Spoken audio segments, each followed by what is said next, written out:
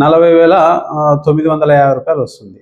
అదేవిధంగా నేత్రికలు అంటే పట్టుపురుగులు గూళ్ళల్లేదానికి నేత్రికలు, మరి ట్రేలు, డిస్ఇన్ఫెక్షన్స్‌కి మరి రూ. 3,750 జనరల్ ఫార్మర్స్‌కి ఇవ్వడం జరుగుతుంది సబ్సిడీ. అదేవిధంగా ఎస్సీ, ఎస్టీలకు 4,500. సో, సబ్సిడీ రూపంలో ఒక రైతుకు అంటే మొదటిగానే ఇది ఇంకా ప్రతి సంవత్సరం ఇవ్వరు. మీరు ఎప్పుడైతే షెడ్ కట్టుకుంటారో, మొక్కలు నాటుకుంటారో అప్పుడు మాత్రం మీకు ఒక సరాసరి అన్నిటి సబ్సిడీలు, మొక్క subsidy, shed subsidy, shoot subsidy, వరండా సబ్సిడీ, డిస్ఇన్ఫెక్షన్ ఇది సరాసరి 4,50,000 వరకు జనరల్ ఫార్మర్స్‌కి, 5 లక్షల వరకు ఎస్సీ, ఎస్టీల వాళ్ళకు ప్రభుత్వం యొక్క సహాయం మీకు అందుతుంది.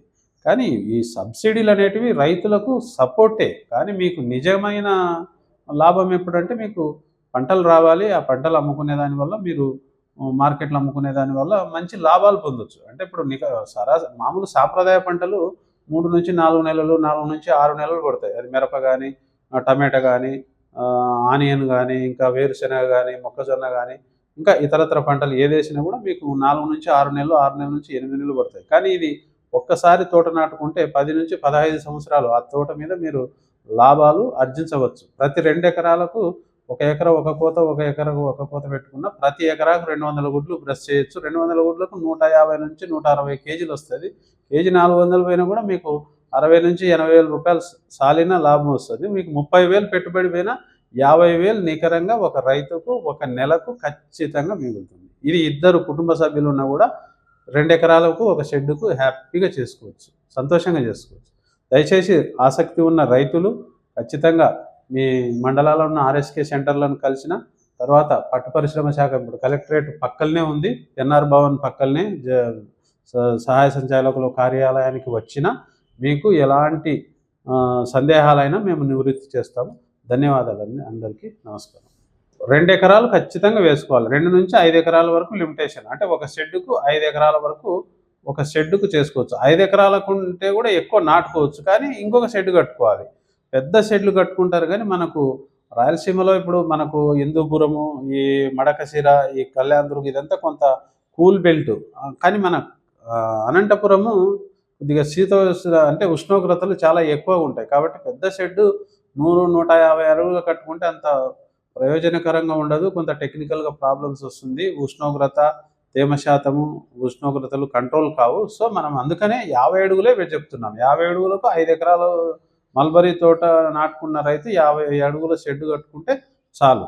లేదు సార్ మేము ఇంకా 10 ఎకరాలు 20 ఎకరాలు పెట్టుకున్నామంటే ఇంకొక షెడ్ కట్టుకోవడం మేలు. కానీ ఫస్ట్ నా సలహా ఏమంటే రైతు ఫస్ట్ 5 ఎకరాలు చూడాలి. మీరు చూసి దీంట్లో సాధక బాధకాలు తెలుసుకున్న తర్వాత మీరు ఇంకొక 5 ఎకరాలు కట్టుకున్నా కూడా ప్రాబ్లం లేదు. ఇంకొక 5 ఎకరాలు మల్బరీ తోట పెట్టుకుని ఇంకొక షెడ్ కట్టుకున్నా కూడా ప్రాబ్లం లేదు. కానీ మొదటిగా నా సలహా ఏమంటే ఏ రైతు అయినా సరే, పెద్ద రైతు అయినా, చిన్న రైతు అయినా, మధ్యకాల రైతు అయినా 2-5 ఎకరాలు ఫస్ట్ నాటుకోండి.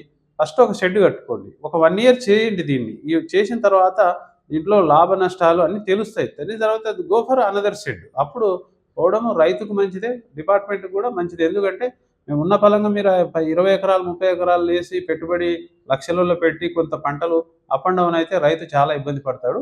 అది అందుకనే మేము ఫస్ట్ ఒక 5 ఎకరాలు ఒక షెడ్ కట్టుకోండి. ఒక 2-3 పంటలు చూడండి. ఒక 4-5 పంటలు చూసిన తర్వాత మీకే ఒక ఐడియా వస్తుంది. కాబట్టి రైతుల శ్రేయస్సు దృష్ట్యా మీకు ఒక 5 ఎకరాలు ఫస్ట్ నాటుకొని ఒక షెడ్ పెట్టుకోండి. తర్వాత చూద్దాం, మంచి మీకు పంటలు బాగా దిగుబడి వస్తే ఆ తర్వాత ఇంకొక 5 ఎకరాలు ఒక షెడ్ అట్లా ఉండడం మంచిది అని నా అభిప్రాయం. ప్రభుత్వం అదే అండి, షెడ్డుకు జనరల్ ఫార్మర్స్కి 3,37,500, అదే ఎస్సీ ఎస్టీలకు 4,05,000 షెడ్డుకి ఇస్తారు. తర్వాత నేత్రికలకు ఇస్తారు సబ్సిడీ. సూటుకు అంటే ర్యాకులు ఉంటాయి, ఆ ర్యాకులు కట్టుకోవడానికి కూడా జనరల్ ఫార్మర్స్కి 34,125 రూపాయలు ఇస్తారు. ఎస్సీ ఎస్టీలకు 40,950 రూపాయలు ఇస్తారు. అదేవిధంగా నేత్రికలు 350 నేత్రికలకు 22,000 చిల్లర ఇస్తారు. ప్రతి రైతుకి ఇస్తారండి. దీంట్లో ఎస్సీ ఎస్టీ అనేది కొంతవరకే ఉంది. ఇది ఏ ఫార్మర్కైనా షెడ్డుకు డబ్బులు ఇస్తారు. ఎంత పెద్ద రైతు అయినా షెడ్డుకు డబ్బులు ఇస్తారు, మొక్కలకు డబ్బులు ఇస్తారు. అది 5 ఎకరాల వరకు లిమిటేషన్ అనమాట. ఒక ఫార్మర్కు ఒక 5 ఎకరాల వరకు లిమిటేషన్, అది సబ్సిడీ. ఇంకా వ్యాధి నిరోధక మందులు